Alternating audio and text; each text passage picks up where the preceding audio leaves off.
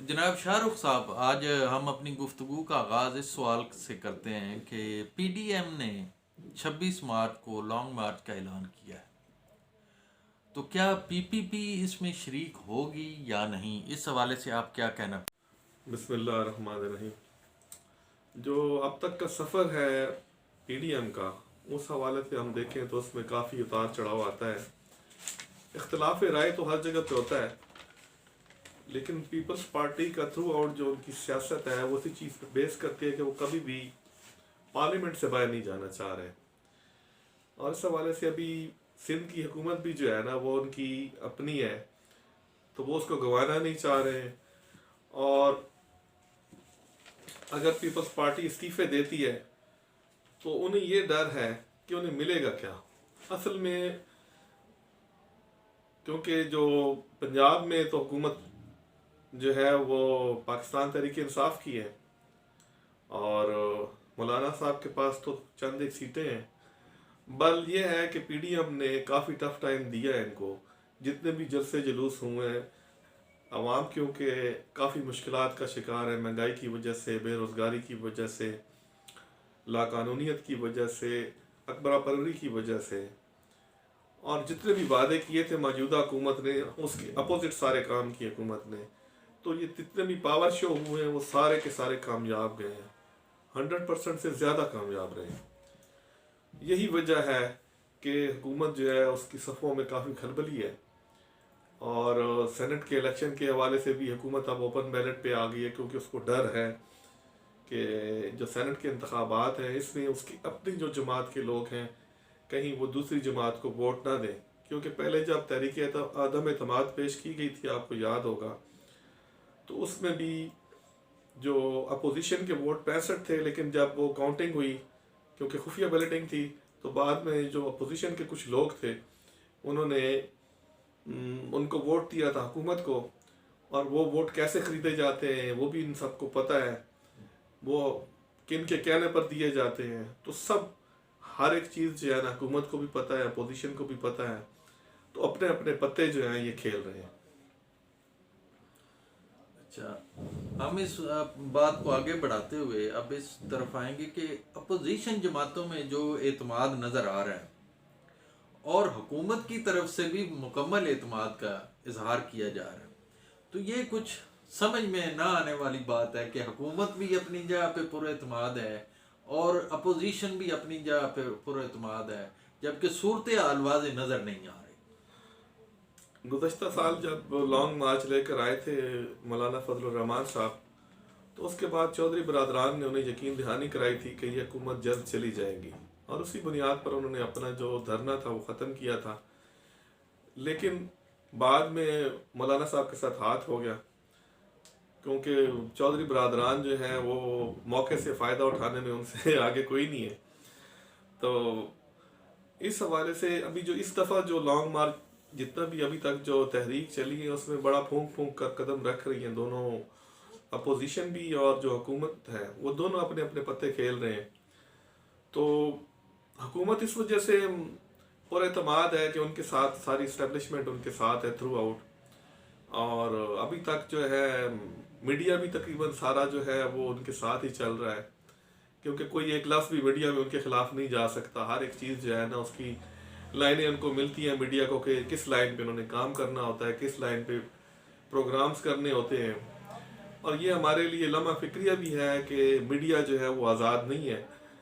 जिस तरह के जस्टिस काजी साहब ने कहा है, जस्टिस काजी फ़ायद ईसा साहब ने, तो सुप्रीम कोर्ट के अंदर उन्होंने साफ़ियों से राय तलब की, तो सब की एक ही राय थी कि मीडिया आज़ाद नहीं। और सबको पता भी है कि मीडिया को कहाँ से इंस्ट्रक्शन आती हैं और कैसे प्रोग्राम तैयार किए जाते हैं मीठे मीठे। और जिस तरह तरीके से ईमानदारी के सर्टिफिकेट को जिस तरह के कामरान शाह साहब हैं, कामरान खान साहब हैं, और एक और लाहौर से एक साहब प्रोग्राम करते हैं इमरान रियाज साहब, तो वो ईमानदारी के सर्टिफिकेट बांट रहे होते हैं मौजूदा सरबराह साहब को। तो ये भी एक ज़्यादती है, क्योंकि सहाफ़त जो है उसकी बुनियाद ये है कि आपने किसी भी सूरत में किसी को सपोर्ट नहीं करना है। तो अगर कोई प्रोग्राम बैठ कर किसी की सपोर्ट करता है, बायस्ड हो जाता है, तो वो सहाफ़त नहीं कहलाती है। किसी सूरत भी, क्योंकि मैं साफत मैंने पढ़ी है तो मुझे भी ये पता है कि ये साफत नहीं हो रही है।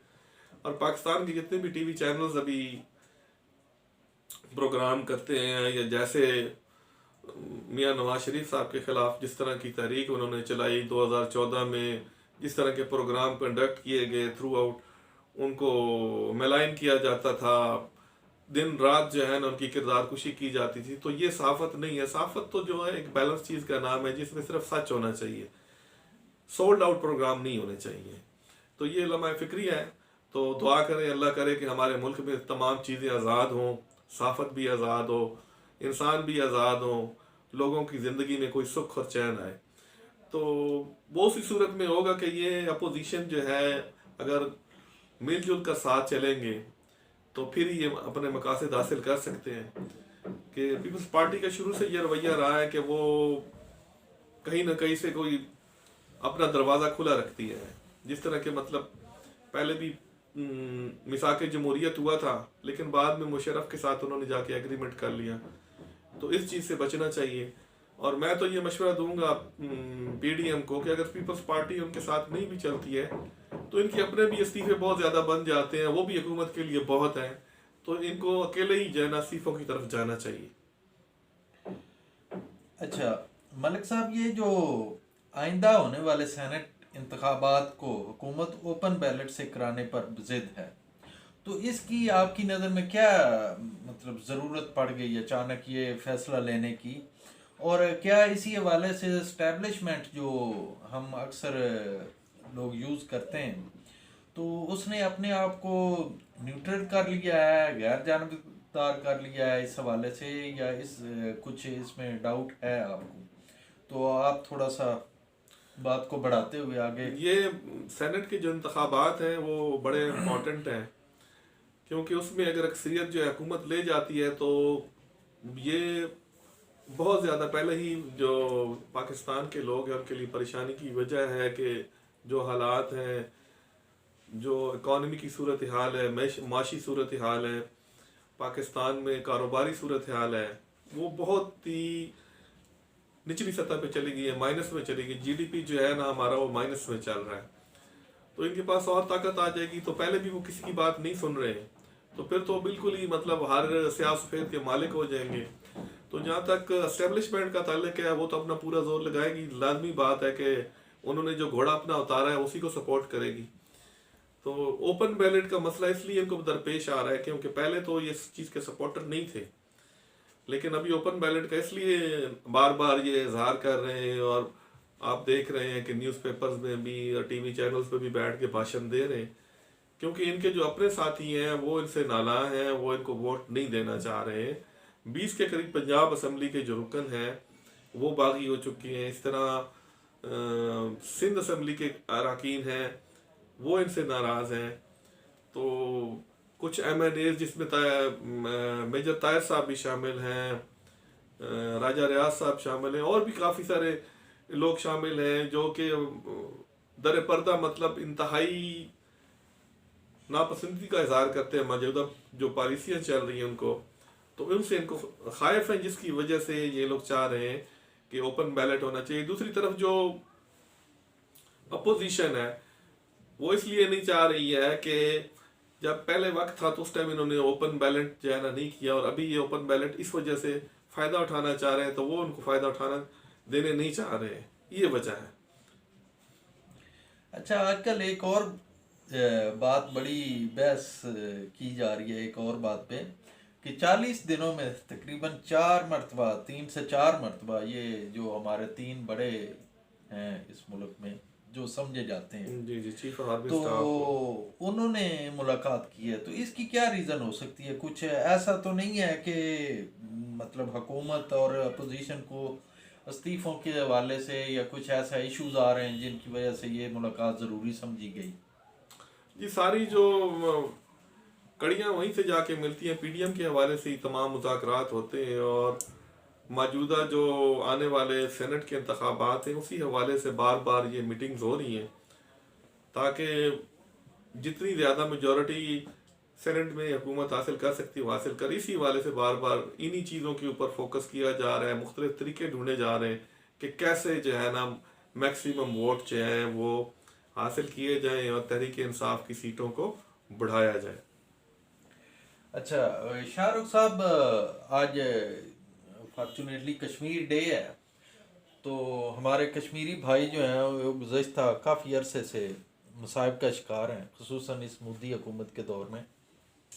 تو آپ اس حوالے سے کوئی آج اس پہ بات کرنا پسند کریں گے، کوئی پیغام دینا پسند کریں گے کشمیریوں کے ساتھ یکجہتی کے حوالے سے؟